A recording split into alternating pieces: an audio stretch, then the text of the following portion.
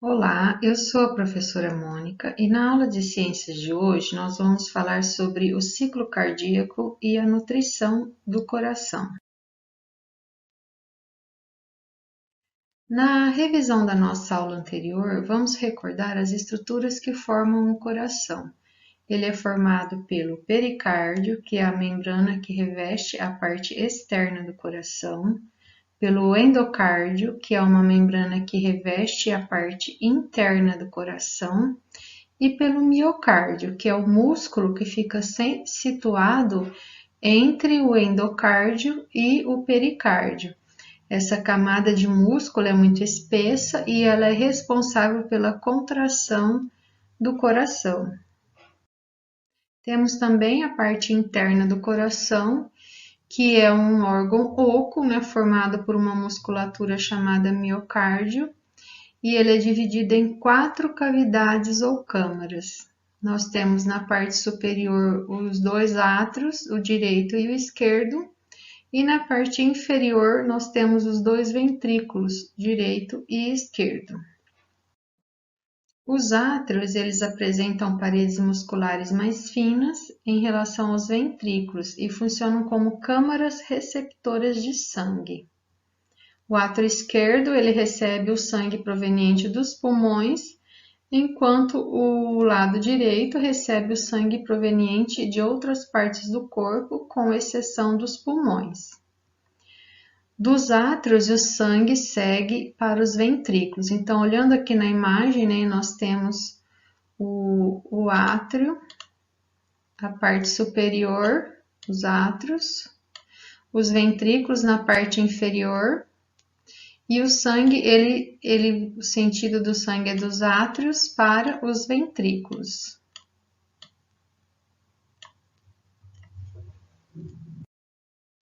Os ventrículos apresentam paredes musculares mais grossas, uma característica importante, uma vez que a contração impulsiona o sangue para os pulmões e outras partes do corpo.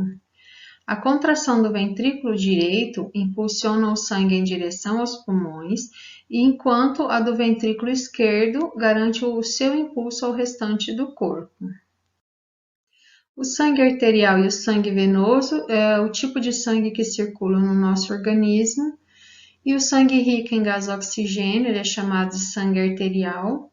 Ele possui uma coloração vermelho claro e geralmente ele é representado nos esquemas na cor vermelha. Já o sangue venoso, ele é rico em gás carbônico, ele possui uma coloração vermelho mais escuro e geralmente ele é representado na cor azul. Agora que nós já recordamos, as estruturas que fazem parte do sistema cardiovascular, vamos falar do ciclo cardíaco, que é a circulação que ocorre dentro do coração, e sobre a nutrição do coração. O ciclo cardíaco é um conjunto de eventos cardíacos que ocorre entre o início de um batimento e o início do próximo. O ciclo é rítmico e ocorre aproximadamente a cada 0,8 segundos, ou seja, ele demora menos de 1 segundo para sair do coração e voltar até o coração novamente. Esses movimentos do ciclo cardíaco, eles consistem em uma sequência em que os 2 átrios se contraem enquanto os 2 ventrículos estão relaxados. Em seguida, os ventrículos se contraem e os átrios se relaxam. A fase de contração é designada sístole e a fase de relaxamento é designada diástole. Acompanhe o ciclo cardíaco passo a passo. No ciclo cardíaco, os movimentos eles acontecem de forma simultânea. Então, enquanto os átrios estão relaxados, os ventrículos estão contraídos e vice-versa. Então, aqui no nosso esquema, nós temos as 4 câmaras. Nós vamos começar o nosso ciclo a partir do momento que ocorre a contração do ventrículo e ele impulsiona o sangue para fora do coração. Então, isso é chamado de sístole ventricular. Então, durante a sístole ventricular, que está acontecendo aqui nos 2 ventrículos, observando a imagem, Grande quantidade de sangue se acumula nos átrios, que é a parte superior, direito e esquerdo, já que as válvulas atrioventriculares são essas aqui, elas estão fechadas. Então, aí nós temos a diástole do átrio, que enquanto os ventrículos estão contraídos, os átrios estão em diástole.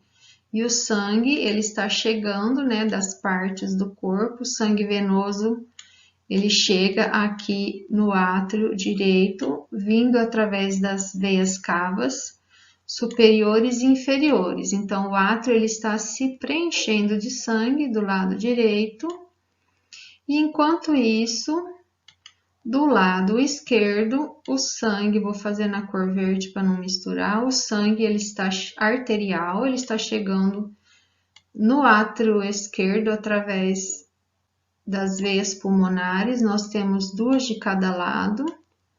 Então, o átrio esquerdo também está sendo preenchido de sangue. As válvulas estão fechadas e o ventrículo na parte de baixo ele está contraído. E no caso, ele vai impulsionar o sangue para fora do coração. Ele vai impulsionar o sangue para fora do coração.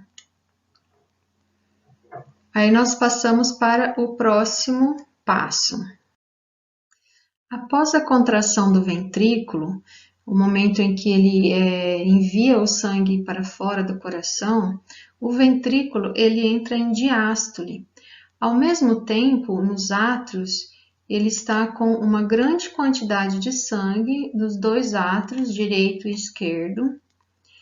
Essa grande quantidade de sangue que se acumulou, ela força a abertura das válvulas atrioventriculares, dos dois ventrículos, e o sangue ele começa a jorrar, né, de forma passiva para os ventrículos, preenchendo aí 80% da capacidade total dos ventrículos. Então, uma grande quantidade do sangue flui para os ventrículos de uma maneira passiva.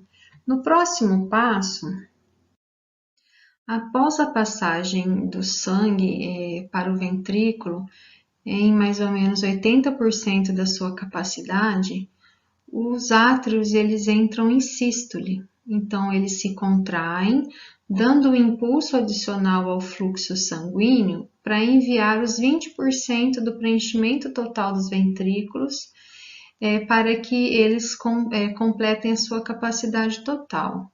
Nesse momento, as válvulas semilunares elas estão fechadas para impedir a passagem do sangue dos ventrículos para fora do coração. Após o início da contração ventricular, a pressão do ventrículo ela sobe de modo bem rápido, fazendo com que as válvulas atrioventriculares se fechem, e aí nesse momento nós ouvimos o primeiro som do coração, que é através do fechamento das válvulas atrioventriculares. Nós temos aqui as válvulas atrioventriculares, elas se fecham, formando o primeiro som do coração. Nesse momento, que é a contração isovolumétrica, todas as válvulas estão fechadas e os ventrículos estão contraídos, sem que haja nenhum esvaziamento das suas câmaras. Os ventrículos eles estão com a sua capacidade total de sangue, e a hora que a pressão dos ventrículos supera a pressão das artérias pulmonar e aórtica, ocorre a abertura das válvulas e o sangue é ejetado para fora do coração. O sangue venoso, aqui do lado direito, ele é impulsionado para a artéria pulmonar, onde o sangue vai ser conduzido para os pulmões, onde ocorrerá as trocas gasosas. O sangue arterial no ventrículo esquerdo, ele vai ser ejetado para a artéria aorta, que vai levar o sangue arterial para todas as partes do corpo. A artéria aorta, ela se subdivide em artéria subclávia, artéria carótida e tronco braquiocefálico. Após o final da sístole, ocorre o relaxamento repentino dos ventrículos e a pressão das artérias aorta e pulmonar, que acabaram de ser cheias, elas geram o fechamento das válvulas semilunares, que são as válvulas pulmonares e a válvula aórtica. O fechamento dessas válvulas, elas formam o segundo barulho que nós ouvimos do coração. Então, após a sístole ventricular, os átrios que estavam em diástole no momento da sístole do ventrículo, eles já estão praticamente cheios de sangue novamente e todo o ciclo cardíaco ele se repete. Novamente, os átrios cheios, e o ventrículo em relaxamento, a passagem do sangue se faz de forma passiva, né, através da abertura da válvula atrioventricular, e assim o ciclo se repete novamente.